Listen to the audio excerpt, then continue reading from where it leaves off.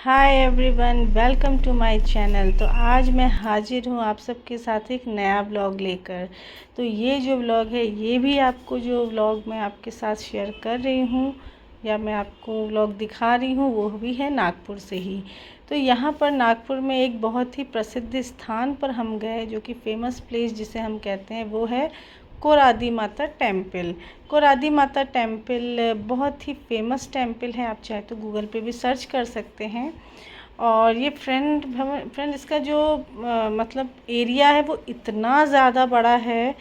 तो मुझे एकदम से अक्षरधाम टेम्पल जो दिल्ली में है उसकी याद आ गई। बिल्कुल वैसा ही मुझे लगा ये इसकी बनावट।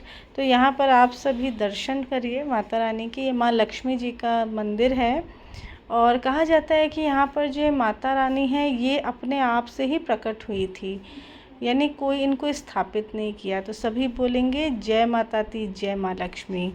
तो ये जो फ्रेंड टेम्पल है, मुझे इसके बारे में कई सारी चीज़ें पता चली और मुझे बहुत अच्छा लगा कि मुझे दर्शन करने का सौभाग्य मिला। तो ये जो टेम्पल है ना, ये एक्चुअली टेम्पल जो है वो कहा जाता है इस टेम्पल के बारे में कि ये जो टेम्पल है ये यहाँ पर जो माता का रूप है ना वो हर पहर चेंज होता है। पहर यानी सुबह, दिन, रात। यानी सुबह जो इनका फेस रहता है वो कहा जाता है कि एकदम बच्चे जैसा फेस रहता है। दिन में इनका यौवन रूप होता है और रात में इनका वृद्धावस्था वाला रूप होता है, ऐसा कहा जाता है। तो मैं फ़िलहाल यहाँ पर दिन में पहुँची थी, तो मुझे जो दर्शन हुए वो मैं आपके साथ शेयर कर रही हूँ। आप सब भी दर्शन। उसके बाद फिर फ्रेंड हम लोग घर आ गए थे और दिन का टाइम था, तो हमने यहाँ पर खाना खाया, सादा खाना।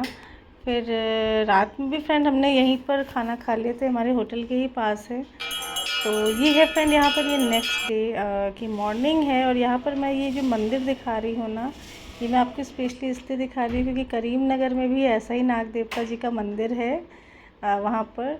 तो मुझे बड़ा विश्वास ही नहीं हुआ कि यहाँ पर भी मुझे वैसे ही मंदिर मिल गया। और फिर मैंने सोचा कि जब मैं पास में ही हूँ तो क्यों ना जाकर मैं पूजा करूँ। तो बस वही मैं आपके साथ शेयर कर रही हूँ। फिर हम लोग एक जगह चले गए थे थोड़ा काम से ही, तो वहाँ पर एक चपरू स्ट्रीट करके एक जगह दिखी। वहाँ पर एकदम अगल बगल में ही कई सारी शॉप्स हैं। तो हम लोग ने जहाँ पर वड़ा पाव खाया, वहाँ पर मैंने नोटिस किया कि वहाँ से तो हमने लिया ही नहीं था। फिर मुझे ध्यान आया कि वड़ा पाव से ऐसे तो पेट भर गया था। फिर अब मैंने कहा काफ़ी अभी क्या है, गर्मी में दिन बड़ा होता है। तो हमने वहाँ से मंचूरियन राइस पैक कराया और मैंने उसको कहा था कि बच्चे खाएंगे तो तीखा मत डालना। लेकिन फ्रेंड मुझे तो लगा कि उसने मीठा डाल दिया। इतना मीठा था कि मैं खा ही नहीं पाई ठीक से। और फिर फ्रेंड शाम हो गई थी। ये शाम का नज़ारा है। और यहाँ पर ये नेक्स्ट डे मॉर्निंग, यहाँ पर मैं रेडी हो चुकी हूँ और पूजा पाठ करके आ गई बगल के टेम्पल से ही। और फिर हमने खाया ढोकला। आज हस्बैंड ढोकला, जलेबी और मुंगोड़ा रहता है, मुझे बड़ा टेस्टी लगा वो। यहाँ का जो सुबह का नाश्ता पोहा वगैरह हमने खाया इतने दिन, और ये सब नाश्ता तो मुझे बहुत अच्छा लगा। उसके बाद फिर यहाँ पर ये जलेबी है, ढोकला है। ढोकला जनरली करीमनगर में मैंने खाया नहीं था, काफ़ी दिनों बाद मुझे ढोकला दिखा तो मुझे बहुत अच्छा लगा।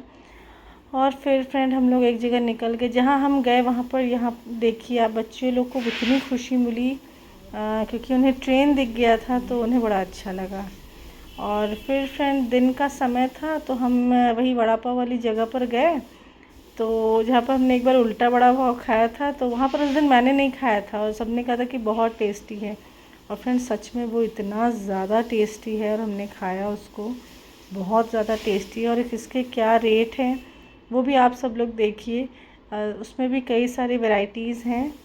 तो बहुत टेस्टी था। और भला नागपुर गए और चाय नहीं पी, ऐसा हो सकता है कि नागपुर की चाय अब तक की मुझे सबसे अच्छी चाय लगी, बहुत ही टेस्टी चाय। और फिर फ्रेंड हम लोग घर आ गए और घर आकर जो नज़ारा होता है, यानी होटल आकर जो नज़ारा होता है वो आप देख सकते हैं कि कुछ भी करो दिन भर मोबाइल, घूमना और मोबाइल। फिर यहाँ पर रात में ही हमने पास में खाना खाया। तो कैसा आपको लगा ब्लॉग बताइएगा ज़रूर। Bye bye, take care, subscribe to my channel, bye bye.